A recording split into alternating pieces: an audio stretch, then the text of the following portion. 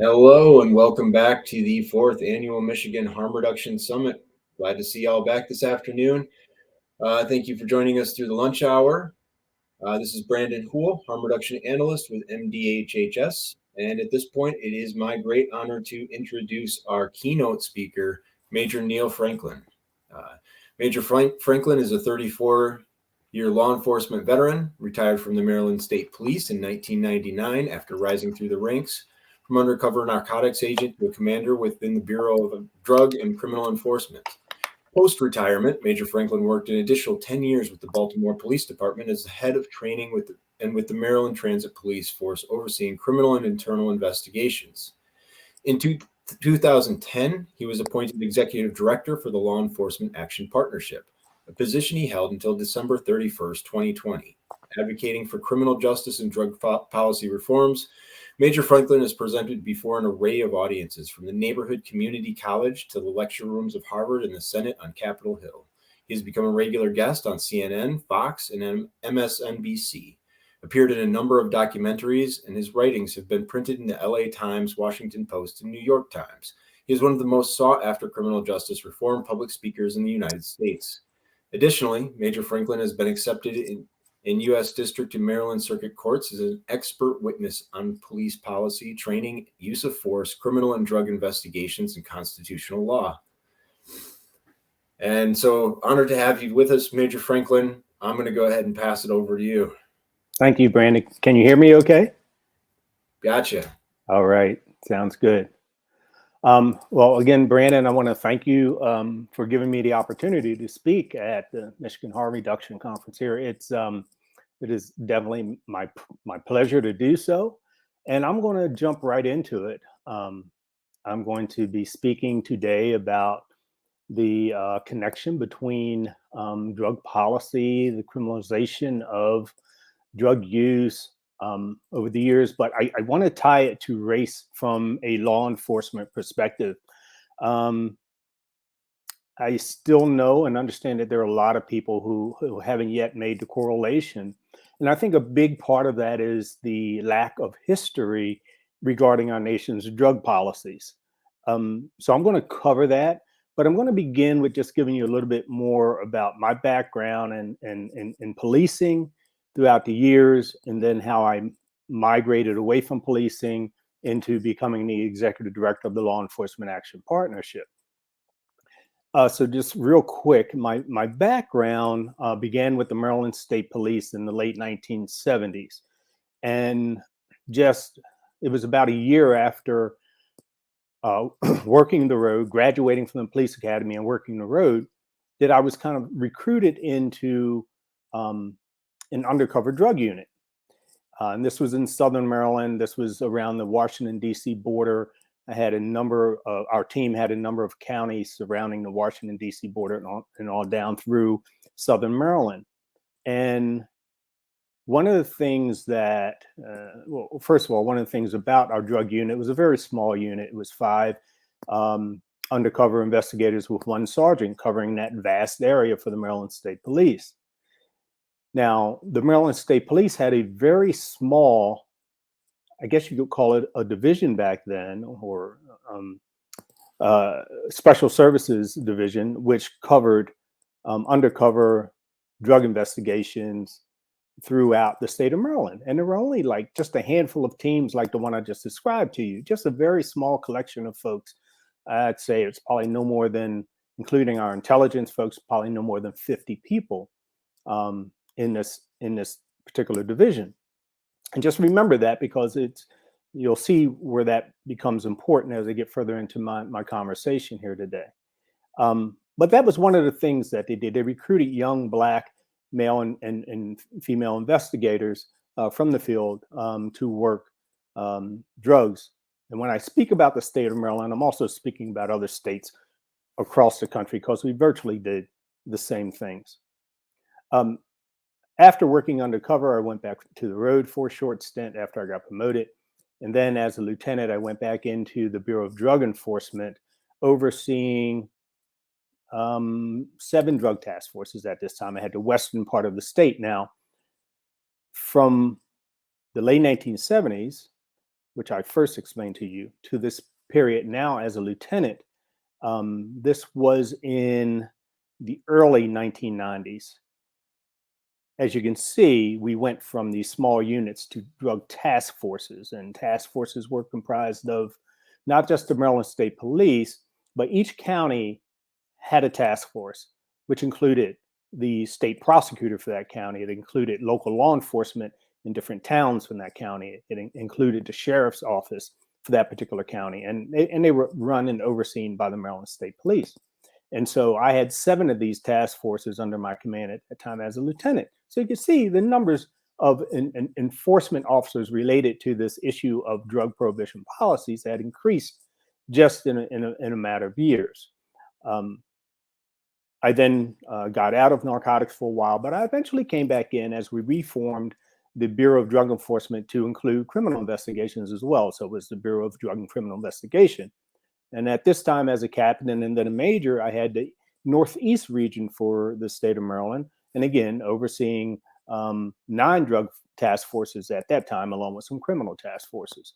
So again, our numbers in policing continued to increase as the war on drugs continue to get ramped up.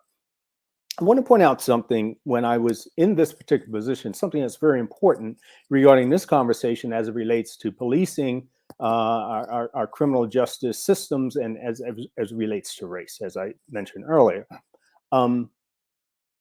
As a major overseeing the Northeast region, and I had, again, these drug task forces under me, there was a young trooper by the name of Sean. He was a young Black trooper, again, recruited not too long out of the academy to work undercover. And he put in a request to see me because he had an issue with his evaluation. Now, if you understand anything about policing or quasi-military operation, you have this chain of command. And so I wrote back to him and said, hell, you have to follow the chain of command. You have to go through your corporal, then your sergeant, then your lieutenant, and then your captain before you even get an audience with me. But he was persistent, and he continued to write. And he said, well, it has to do with my sergeant. It has to do with my lieutenant, and in the sense, and I need to speak directly with you. So I kind of like broke protocol, and I granted his request. Now, he came in, and I said, I understand you have an issue with your evaluation. I looked at it, and I see that you're rated low in initiative. So what's the issue? He says, well, Major, I'm rated low in initiative because, as you can see in the description here, that I'm not generating enough cases on my own.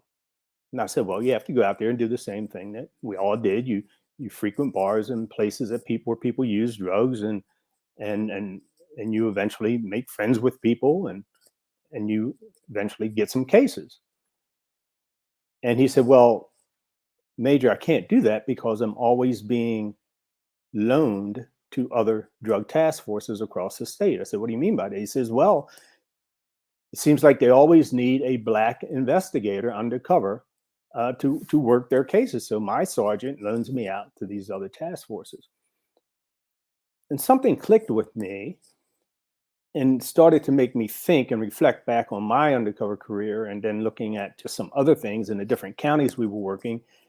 And I started asking questions of myself. Oh, so where are we working? What towns are we working? What neighborhoods are we working, and why? And what do the demographics look like, and so on, to cause this type of condition that Sean was explaining to me. And I then started to realize that we were intentionally targeting Black communities. And especially what was interesting, on the Eastern Shore of Maryland, which was my area, there were very few Black communities compared to white. And it seemed like we were in each and every one of those communities working undercover cases. So I just wanted to comment on that, because that was the first glimpse that I had into some of the disparity issues that we had in policing regarding enforcing drug policies, at least in the state of Maryland. So then I eventually retired from not just the Maryland State Police, but I also worked for Baltimore City as the head of training for a while, as Brandon said. And then I eventually, in 2010, as I continued my education, which is so important, regarding our nation's drug policies, I was introduced to an organization, LEAP, which is now called the Law Enforcement Action Partnership. And LEAP is an organization that focuses upon public policy as it relates to criminal justice, as it relates to policing, as it relates to our courts, prosecutor's office, corrections, and more. And do these public policies truly work? Do they work to solve challenges and issues that we have within society? So we will advocate either to maybe get rid of a policy, change a policy, or not to even introduce a policy. So we work very hard to stay up on public policy at the state, local, and federal levels. So I became the executive director of LEAP in 2010, and I stayed in that position all the way through 2020. Now I just speak for different events such as the one today, but I'm still on the board for LEAP, the Law Enforcement Action Partnership. Now we're primarily a speakers bureau, and we work on this policy, and we have a few hundred, as we call it, people who were on the front line. So we have police officers, we have police chiefs, we have sheriffs, we have prosecutors, we have retired judges, corrections officials, wardens, and so on, who speak from a place of expertise regarding their specific discipline on these issues. So today, as I speak to you about this particular issue regarding policing and law enforcement and drug policy and its connection to intersection with race in this country, as with me, I think it's very important that I start with history, because I learned a long time ago, you can never assume that people know certain things. So I want to begin with a little bit of history. Now, understand that I can speak on this issue, just the history part of this conversation. I could probably break it into 8 or 9 1-hour to 2-hour sessions as we go through the history of drug policy. So I'm going to go through significant pieces of it, just for the sake of time here. So much of what I will be referring to comes from a book from an author by the name of Johann Hari. Now, some of you may be familiar with that name, and the name of his book is Chasing the Scream, and that's Chasing the Scream. It's SCREAM. So he's an excellent researcher, and Johann took a few years out of his life to do a lot of great research regarding the history of the war on drugs, going back 100 years or more, and then bringing it forward to today's time. And so a lot of what I'll be speaking to will be regarding his research. I will tie this history and his research to, again, my policing career. So through the eyes of what I've seen and what I've been involved in, somewhat like when I spoke about Trooper Sean and what he was dealing with. Many of us, including me, are still somewhat ignorant regarding our nation's history. There's still a lot of work that I need to do regarding that history to continue to get a better understanding of what we're dealing with today. So let me begin here. If we were in an auditorium, so obviously we're virtual, but if we were in an auditorium and I could see you, I would ask this question. I would ask you to raise your hand if you ever heard of Harry Anslinger. Now, this would give me and the rest of you somewhat of a visual picture of what we collectively know about our drug war history. See, if you don't know who Harry is and you don't know about his escapades as it relates to drug policy, then there's no way you can have a thorough understanding of drug prohibition and drug policy history in this country. For most, the beginning of the drug war rests squarely in the hands of Richard Milhouse Nixon. Now, he was our nation's 37th president. And for the most part, he's the one that coined that phrase, the war on drugs, and as he put it, the war on dangerous drugs. But it didn't really begin with him. I credit most of its beginning to Harry Anslinger in the early 20th century. You see, on June 14th, around 1930, the Bureau of Narcotics was formed within the Treasury Department of the United States. And Anslinger was appointed its first commissioner. By the way, he was appointed by his father-in-law, Andrew Mellon, at the time. No, I won't comment on that. Some of you may be thinking about, well, what about the 1914 Harrison Narcotics Act, which obviously began years later? But I'm choosing the establishment of the Bureau of Narcotics because it's primarily responsible, and Anslinger responsible for the criminalization of substances like marijuana in 1937 by way of the Marijuana Tax Act. See, again, Tax Act. The Bureau of Narcotics was under the Treasury Department, Tax, Treasury. The Bureau strengthened the Harrison Narcotics Act, going after opium, heroin smugglers, and it was Anslinger leading this charge. So again, that's why I'm tying the true beginning regarding the criminalization of our drugs in this country to Harry Anslinger. So where is the connect between criminalization and race? Again, it didn't begin with Richard Nixon. It began with Harry Anslinger. The best way to, I guess, show you this is to go over a couple of Anslinger's quotes that where you'll see how he was connecting drug use and this so-called drug problem with race in the country. Put my glasses on. Let's see this here. So here are just a couple of Harry Anslinger's quotes. There are 100,000 total marijuana smokers in the US, and most are Negroes, Hispanics, Filipinos, and entertainers.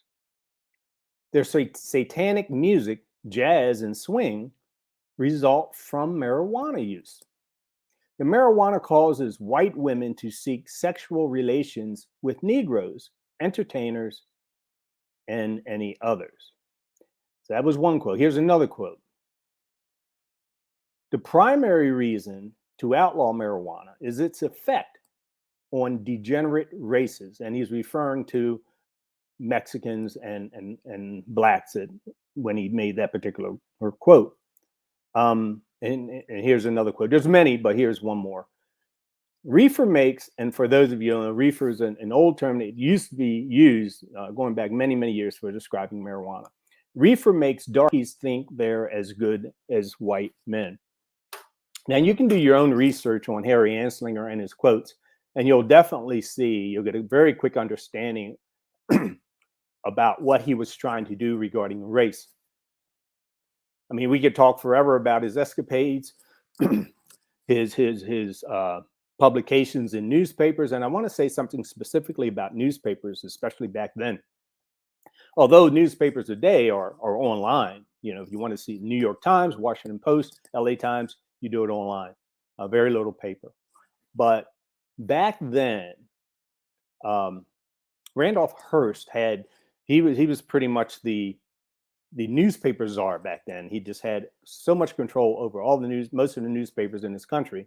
He would print a lot of what Harry Anslinger was doing and what he was quoting and what he was saying. So newspapers back then in the earliest 19th century, that was like the internet today. That was pretty much all of your social media that you see today. It was newspapers back then. That's where most people got their information, pretty much all of their information. We're going back pre-TV, television, and so on. So he was very effective in using the nation's newspapers with these quotes and his publications in creating his empire of drug prohibition policies and laws. So again, those quotes were a little bit of connecting Harry Anslinger, drug policy, and race showing the beginning. But I want to speak to you about one other important Anslinger quest before moving on to my next piece here. And that is his pursuit of Billie Holiday, Lady Day. So Billie Holiday, I think most of you know who Billie Holiday was. She was a very prominent Black jazz artist back in the early 20th century, back during Anslinger's time, in 1930s, 1940s coming forward. As mentioned in one of his quotes, again, we could see that he had a problem with jazz artists Billie Holiday was not just your average jazz artist. She was very well known. Her songs were extremely provocative. One of her most provocative songs was titled Strange Fruit. And for those of you who don't know it, well, let me just hear some of the lyrics, and I think it's important because again, we've had a very difficult struggle and continue to have a very difficult struggle with race in this country. But here are some of the lyrics to that song. Southern trees bear a strange fruit, blood on the leaves and blood on the root. Black bodies swing in the southern breeze, strange fruit hanging from the poplar trees. Pastoral scene of the gallant South, the bulging eyes and the twisted mouth, scent of magnolia sweet and fresh, then the sudden smell of burning flesh. Here's a fruit for the crows to pluck, for the rain to gather, for the wind to suck, for the sun to rot, and the tree to drop. Here is a strange and bitter crop. There were many in government who wanted to silence Billie Holiday, including Anslinger. Billie Holiday was a known heroin user, and there was no better way for Anslinger to publicize his drug prohibition campaign and to garner support behind it than to make an example of a famous Black jazz artist like Lady Day, Billie Holiday. In Johann Hari's book, he writes extensively on this. He's done the research and he covers it very well. And he even writes that Anslinger and his henchmen were responsible for Holiday's death. I encourage all of you to pick that book up and to read it. And I'll also mention another book that I think is important relative to understanding drug use, and drug misuse and drug addiction and so on. So springing forward to the late 20th century, Richard Nixon launches what I mentioned before, the war on drugs. This was his campaign around 1971, 1972. At this time, Nixon was dealing with two problems: Vietnam War protesters and the civil rights movement. Now, here's a quote. I'm going to read this quote, and some of you may recognize the quote, but I'll tell you who it's from at the end. Here we go. You want to know what this war on drugs was really all about? The Nixon campaign in 1968 and the Nixon White House after that had two enemies: the anti-war left and Black people. You understand what I'm saying? We knew we couldn't make it illegal to be either against the war or Black. But by getting the public to associate the hippies with marijuana and Blacks with heroin, and then criminalizing both heavily, we could disrupt those communities.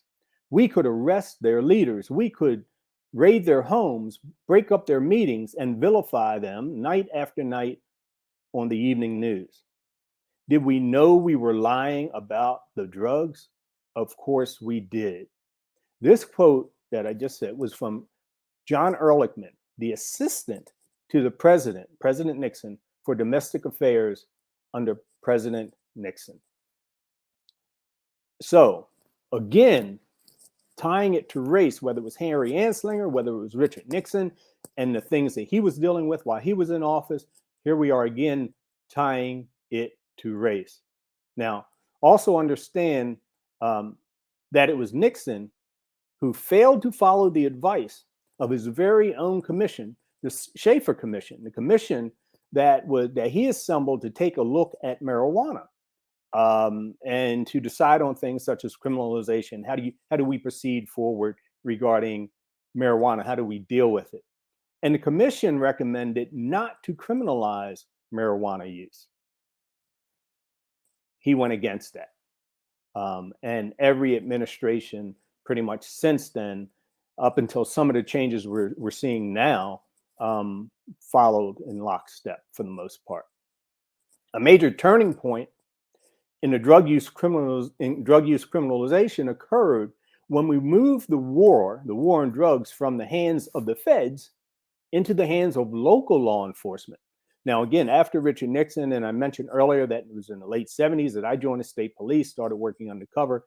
And then I made some comments about through my career as we started seeing more and more numbers of police focusing on enforcing drug policies. And this was in part because federal funds were finding its way into the hands of local law enforcement. So there's a piece that I took a look at in the Huffington Post. It was from March of 2013. It was written by Eric Sterling. Now, Eric Sterling, some of you may know that name, Eric Sterling is just a brilliant gentleman. He played a huge role back in the 1980s in dealing with the crime bill around crack when we had the death of Lenny Bias, who was a star basketball player from the University of Maryland. He had ingested some cocaine. He ended up dying. And then Congress just went crazy with drug policy and just started getting tougher and tougher and tougher on drug selling, trafficking, and drug use. And Eric Sterling he played a very important role in writing a lot of that tough on crime policy as it relates to drugs. And now he regrets it. And he speaks out. He speaks all across the country. He's on TV. He writes about it extensively. And this was a piece that he wrote for the Huffington Post. And a piece of it where he talks about the Schaefer Commission. And he says, he writes, the Schaefer Commission's critical observation that perhaps a major consequence of anti-drug legislation has been the creation at the federal, state, and community levels of a vested interest in the perpetuation of, my eyes aren't that good, of the problem among those dispensing and receiving funds. So he's talking about the funds that are coming out through grants. And, he says it's even true today. Dominant among the opponents of change, those people who testify before legislative panels, they're the recipients of these public funds. These are police chiefs. These are prosecutors. These are drug abuse experts. And they're receiving millions upon millions of dollars from the federal government through grants. Law enforcement receives a lot of money through a major particular grant, which is the Byrne Grant, through the Department of Justice, the COPS grant. So where did local law enforcement wage their war? Where are they spending these funds? Where did they devote these funds? And, I can tell you right away that they didn't do it in affluent America. They didn't do it in our gated communities. They didn't do it. I'm from Baltimore, Maryland, and we didn't do it in the community that we refer to as Roland Park, which is due north from downtown in Baltimore, because that's where your multi-million-dollar homes are. That's where most of the wealth is in Baltimore. No, we did it in our poor Black and brown communities. And a big part of that was because it was just so easy to get numbers of arrest, which was a metric that was needed and used for your application for your grant so that you can get more funding. And so it's that matter of numbers. Better numbers, more dollars. We were literally building dynasties within the law enforcement community. What do I mean by that? So the small unit that I began in and that division and then the individual task forces, we literally went from a small special services division, like I said, with 50, 60 people in it, to bureaus, Drug Enforcement Bureau. Now you're talking a few hundred people. The Baltimore Police Department eventually ended up with Organized Crime Division, which was focusing primarily on drug enforcement. 300 plus people were in this unit in the early 2000s. That's 1/10 of the entire police department. Excuse me, more than 1/10 of the entire police department. Equipment. Let me tell you, the militarization of our police departments didn't begin with the war on terror. You know, the MRAP, armored vehicles, the bazookas, all the equipment we were getting through the federal 1033 program of surplus military equipment. It wasn't the war on terror. We started this in the 1980s, receiving this equipment because of the war on drugs. We were saying those who are trafficking drugs, those who are selling drugs, they have guns, they have all this weaponry. We need more. You know, we need equipment where we can, you know, do no-knock search warrants and bust down doors and you name it. So we just started building dynasties, people and equipment and money. And there seemed to be no end to it. One of the things that we did in fighting the war on drugs, we went after the major drug organizations. An example, in Baltimore, we had probably 6 or 7 major drug organizations where they divided up the city real estate wise, had agreements among themselves of how they were going to manage this, because no one wanted the violence. No one wanted, you know, shootings in the streets because it was bad for business. It was all about making money. But we, the police, went in and decided to chop the heads off of these organizations. So, you know, again, our task forces, our bureaus are full of undercover drug agents and you name it, task forces involving the Drug Enforcement Administration. And we did it. We busted up all these organizations. Like I said, in Baltimore, 6 or 7. But what we did is we turned those 6 or 7 major drug organizations where they settled their differences among themselves as best as they could. We turned them literally overnight into 600 violent street corner operations who had no way of managing, didn't know how to manage territory among themselves. So they armed themselves. All right. They had to protect their real estate. They had to protect their products. They had to protect their money. They had to protect their people. And they did this by way of guns. And the biggest and the baddest and the most ruthless won. And that's how they see it. So in a sense, we created more violence in our communities, which then caused more of a police response. It was like this perpetual energy, out of control energy. The more we pushed and the more gangs and crews and cartels that we broke up, the more violent the business became, the more spread out it became, the more potent drugs became, which is a problem for addiction and overdoses. And it just continued. And as things got worse, we stepped up enforcement, more money thrown at this issue because we failed to address it first and foremost as a public health issue. It's like we hurdled public health and went straight to law and order, criminal enforcement of all of these policies. When we first started in policing, we initially started going after the traffickers and the drug sellers, the cartels. But then we said, wow, what if we go after the users? If we go after the users, and people will see it, and you know what? They'll stop using drugs. Well, you see how well that worked. The only thing we did is that we filled our prisons to the brim, and I'll touch on that in a little bit. In around 1990s, going into we in the late 80s, we started moving into this crack cocaine era, and we had this crack cocaine political and law enforcement bandwagon that everybody was jumping on. And so as I started to talk about our ballooning prisons, here's the results. Again, as we continue to ramp it up, as a new drug hit the streets, or should I say a drug in a different form, because crack cocaine was just cocaine.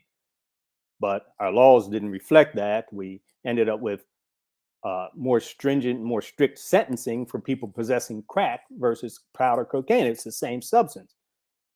But crack cocaine was used in Black communities. Powder cocaine was favored more by the white community, mainly affluent white communities. But by weight, your penalty was 100 times greater if you were caught with crack cocaine versus powder cocaine. Big problem. But here are the results of us continuing to ramp up this issue. And again, fighting this war. And I'm not some researcher. I'm someone who was right smack in the middle of it. I'm not reading someone else's, research. Yeah, I spoke about Johan Hari's book, but he's just explaining in his book, not just the history, but he's explaining what I did and what my units did. And I'm talking to you from a place of firsthand experience. So the results are, in the early 1970s, we had roughly 400,000 people incarcerated nationally in this country. And 20 years later, we ended up with over 2 million.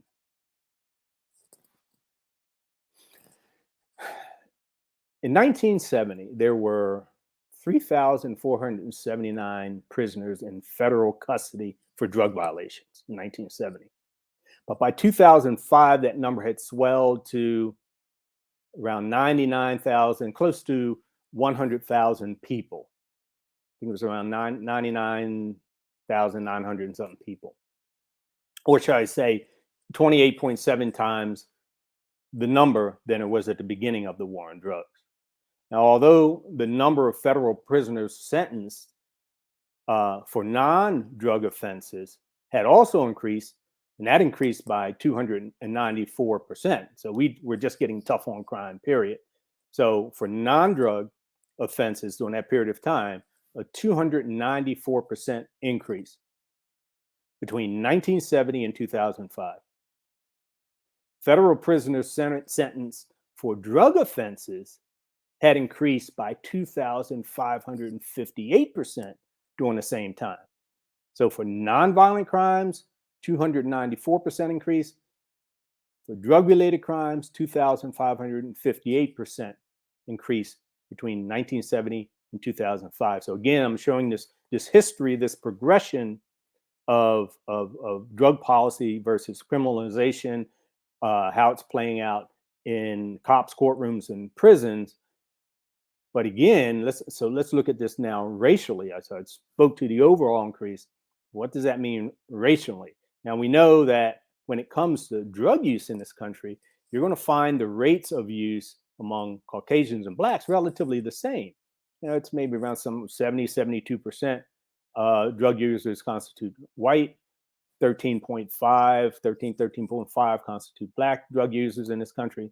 But 37% of those arrested for drug violations continue to be Black. And that's going to vary as you go from one state to the next. It's going to be increased more in some and less in others. So this is on a national average. Now, Blacks comprise almost 60% of those in state prisons for drug felonies. 81% of those in federal prisons for drug violations are Black. Huge disparity. And again, it's because it's because of how we enforce these policies. So Blacks are also now serving an average sentence of 6 years for the same drug violations as whites. They're serving an average of 4. So you look at similar drug violations, Blacks 6 years, whites 4 years. In 2008, under the United States drug prohibition, that we have imposed, we imprison Black men at a rate of 3,059 per 100,000 population. 3,059 per 100,000 population. And we got to remember, they're only 13% of the population. That rate for Caucasian men during that same period of time was 456 per 100,000. How can anyone look at these statistics, and not see the institutionalized racism in the United States regarding our drug laws? Drug prohibition is a very effective tool used by the United States prison industrial complex. Also, it maintains the largest per capita prison rate incarcerations around the world. Not just in rate, but in sheer numbers, we just continue to incarcerate more people than any other country around the world. We're getting better at it with some of the things that we've been putting in place, the legislation that's been passed over the past, I'd say 5 to 10 years, and still moving in the right direction. But folks, we still have a very, very long way to go. During this time, as I'm again coming forward in history, so if you go back into the early 2000s, the NAACP had reported that 1 in 57 Caucasian children had a parent in prison. But when you look at Black children, that number was 1 in 9 who have a parent in prison.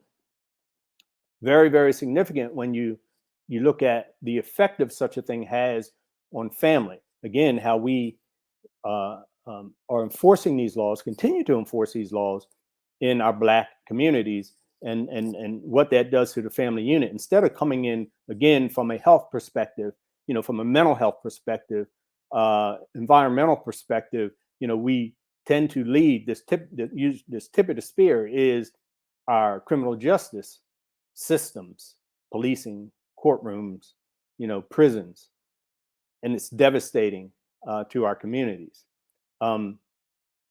Ever since the end of slavery, all through Jim Crow and Jim Crow laws, we've always imprisoned Blacks at a higher rate for whatever the crime may be. But again, the war on drugs has greatly accelerated that. I encourage you, if you have not yet done so, to read Michelle Alexander's book, The New Jim Crow, where she covers this in detail through all these wonderful stats.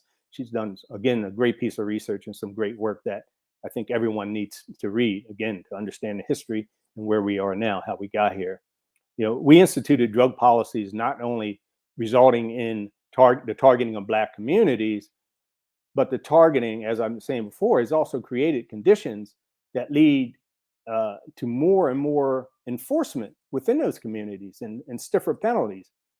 Again, as I was mentioned before, is this perpetual motion where this thing is feeding upon itself as we continue to become, tougher and tougher on crime. And most of the time when we say that, we're talking about tougher on drug crime.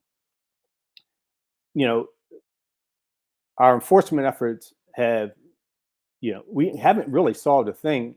We're resulting in, I can say, the more availability of drugs, especially as you end up with things like fentanyl, where it's a higher concentration, so you can smuggle more into a community. The potency, again, of those drugs, again, moving from heroin to fentanyl, 100 times more potent. Overdoses, we're not solving that issue for the most part. And that's why this conference is so important as we talk about harm reduction. The use of naloxone and Narcan, thank God we're starting to get that into the hands of our first responders, but not nearly enough. And then the violence that comes with these prohibition policies, again, which then exacerbates the issue and causes us to drive even harder and harder into our communities. So drug misuse has devastated the Black community, as with other communities in this country. But drug criminalization and prohibition has resulted in far more harm to the Black community than drug misuse ever has, or ever could, or ever will. So again, we have to continue to make progress in this area.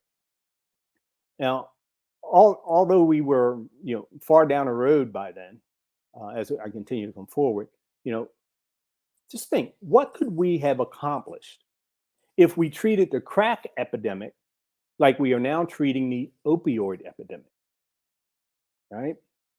Coming first with health and mental health and treatment, looking to really curb overdoses and overdose deaths. The two different responses were undoubtedly, from where I sit, attached to race and class. There's no doubt about it. The brainwashing that has occurred over the past few decades among the ranks in law enforcement has been devastating, and to police and others. And because we've come accustomed to seeing and thinking Blacks, are the drug users, the drug sellers, the drug traffickers, and we have to work very hard at changing that that concept of and looking at our language and just our entire thought process on this. You know, we, the police, we still search blacks at higher rates than whites, and yet we find more drugs on the whites that we search than we do on blacks. But we're searching far more blacks in raw numbers. We violate constitutional rights of blacks at higher rates. We stop and frisk. I mean, just think about the NYPD and their stop and frisk tactics that have resulted in so many young black men and women being arrested for just possession of marijuana years ago, and we're continuing to change that. So let me wrap up here over the next couple of minutes, and I want to do that by going to a specific case, one that I'm very familiar with. Unfortunately, it's in Baltimore. It's regarding the Department of Justice investigation of the Baltimore Police Department, and where they took a look at their activities between 2010 and 2015. And this came as a result of the death of Freddie Gray, who died in the back of a transport van in custody of the Baltimore Police Department. So here are some things from that Department of Justice investigation. BPD officers recorded over 300,000 pedestrian stops from January 2010 to May 2015. And the true number of those stops during this period is likely to be far higher due to underreporting. So that 300,000 number came from actual pieces of paper that they had to fill out when they stopped someone and interacted with them. But then the Department of Justice went back and started looking at the radio calls, their CAD calls, and they realized that true number is actually over 1 million. Not 300,000, but over 1 million. So, but the BPD made roughly 44% of all its stops in two small, predominantly African-American districts that contain only 11% of the city's population. And consequently, hundreds of individuals, nearly all of them African-American, were stopped on at least 10 separate occasions. So hundreds of people were stopped at least 10 times during that period, over and over again, these people, from 2010 to 2015. 7 of these men were stopped more than 30 times during those 5 years. The BPD stops often lack reasonable suspicion. The Department of Justice review of incident reports and interviews with officers and community members found that officers regularly approach individuals standing or walking on city sidewalks to detain and question, despite having no reasonable suspicion or probable cause to do so. Only 3.7% of the pedestrian stops resulted in officers issuing a citation or making an arrest. And many of those arrested, based upon pedestrian stops, had their charges dismissed upon the initial review in front of the assistant prosecutor at the central booking. So they were letting people go because there was no probable cause for these arrests. But let me say this. These stops that we're talking about that occurred in Baltimore City during this time period. Now, I say Baltimore City, but you can go to any city anywhere across this country. Those stops are about looking for drugs, because we're talking about strip searches that were being performed in the middle of the street. You know, we're talking about rifling through their pockets. We're talking about the smell of marijuana, you know, and pulling people up, searching their persons and searching their cars and even searching their homes without any probable cause. In many of these cases, it's all about looking for drugs. So let me wrap up. There's much more I'd like to say about that investigation, but at the bottom line is we're dealing with, during those 5 years, over 1 million unconstitutional stops of Black citizens in the city of Baltimore. And again, the primary reason is searching for drugs, enforcing our drug policies that we've adopted in this country. Again, we are failing to look at this primarily as a health issue. And I encourage all of you to continue to push in the direction of harm reduction. That's the way we're going to save lives. That's the way we're going to move away from this criminalization of just so many communities of people, and begin to solve some of the issues and problems that we are having. Now, you don't have to take my word for a lot of what I'm saying. Again, I mentioned a couple of books, and the other book regarding drug use that I want to give to you is by Gabor Mate. Now, he's a doctor, and he's done a lot of work in the area of drug use. And the name of his book is In the Realm of Hungry Ghost. In the Realm of Hungry Ghost. So I think that's another great book to read. And I think all of us in law enforcement should be reading these books as well. But don't take my word for a lot of what I've experienced and continue to see. You can go right to YouTube, spend 2 hours on YouTube, and you'll see video after video. It'll make you sick. You'll see video after video after video of who is getting stopped by the police and why they're getting stopped. When they're getting pulled over because they have an air freshener hanging from the rearview mirror, they're getting pulled over because they have a little tag light out on the back of their car. They're getting pulled over for these very, very minor equipment violations on their cars and moving violations where the wheels touch a line in a road.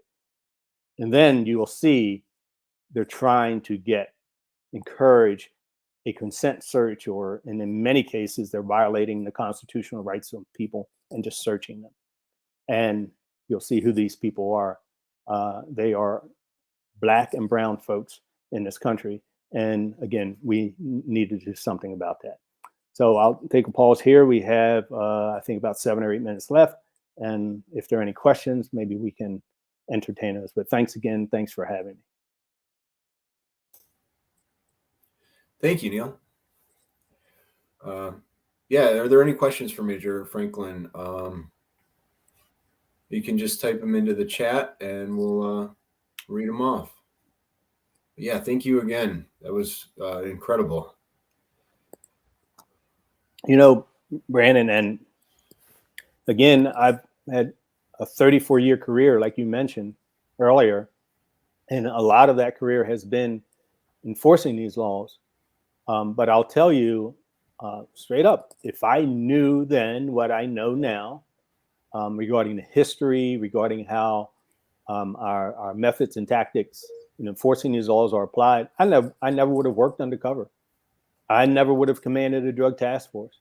Or if I would have been made to do it, I would have done it in a completely different way than what I did.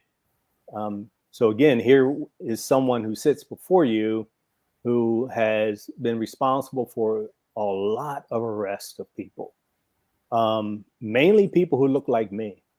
And I regret it. I truly regret it because most of those people were just drug users. These weren't violent people. They weren't committing violent crimes. They were people dealing with addiction. That's, that change of heart is, really, I don't know. The way I see it is your experience probably led to that. So, we know that the police are an institution. They're going to be around for at least a while longer. Do you have any recommendations for,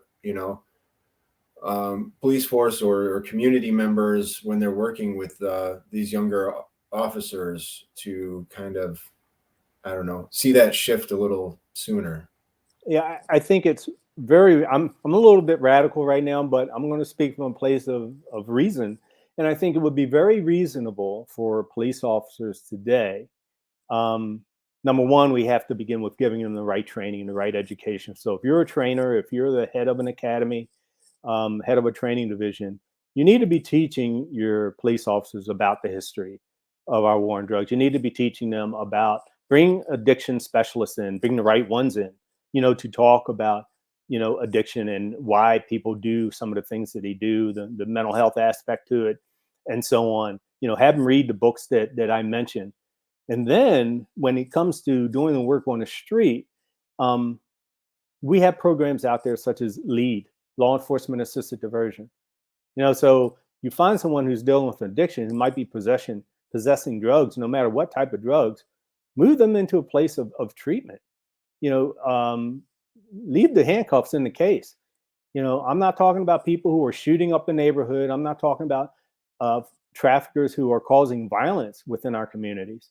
But we can begin with ensuring that those who are using, despite the reason for using, are treated with the compassion and treated in a way that moves us away from criminalizing people. Because once you give them a record, it's a very, very difficult journey for these folks, as it relates to any addiction issues or mental health issues that they may have. Employment is important, and I'll say that what we need to do collectively is we need to start looking at some of the things that are working in countries like Portugal, where they just decriminalized possession for, all personal possession for all drugs in Portugal. We need to look at Switzerland, where they have heroin assistant programs where they use pharmaceutical grade heroin in these centers to help people with their addictions. Something that we're starting to do that we need to push across this country are safer consumption sites for people. In the over 100 safer consumption sites around the globe, there's not been one overdose death. They've had overdoses, but no one's died because they have the medical personnel there to ensure that no one does die. I mean, if we're serious about saving lives, whether we're a paramedic, whether we're police officers, whether we're local policymakers or federal state policymakers, we can cause these changes to take place right from where we sit and from where we work. And everybody just educate yourselves, and let's come from a place of compassion, and we can make a significant difference. Yeah, I love all of that. Are you, in the last couple minutes here, are you, able to give us, a couple tips for bridging that gap with police and kind of bringing them over to that side where they're going to support a safer injection facility in their community, or, support a LEAD program, tips for talk. Sorry. Yeah, no, yeah, really. Whether we're talking regular politics or not, the best work is done at the most local level. So, number one, you have to begin with introducing yourselves to the police in your area. Stop into the local precinct. Introduce yourself to that precinct commander. There are a number of videos and a number of resources that you can take and give to that precinct commander. You can start asking the questions. Are you familiar with Narcan? Do your officers carry Narcan? Are your officers educated? So first, you have to do a little bit of research in your community to find out what is happening. There is, in many communities, police are doing some good work with law enforcement assisted diversion and other programs that are out there. So you have to do that research to find out where they are. And then once you find out where they are, now you know what to introduce them to take them to the next level. Invite them to conferences such as this. They occur in every state. They occur in just about every city. These harm reduction conferences, you have to invite them, because most of them won't come, and get a commitment from them. They just won't seek this information out on their own. But if you introduce it to them, invite them, get a commitment, then you can let folks like me and other presenters do the work for you. If you can just get them, get their butts in the seats, and especially as COVID's ending, hopefully we'll have more face-to-face, in-person conferences and meetings. Yeah, thank you for that. So again, we're at time, but we greatly appreciate, everything you said and you bringing that to Michigan. Just an incredible presentation. So I'm sorry. One more great resource. the Law Enforcement Action Partnership.org. You can just go lawenforcementaction.org is a short one. Lawenforcementaction.org. Give them that website, and then we'll do most of your work for you. Awesome. And that's where we found you. So thank you again. And thank you to all who attended, and the great discussion over in the comment box. Hopefully we'll see you all again tomorrow morning. Thanks again, Brandon. Thank you.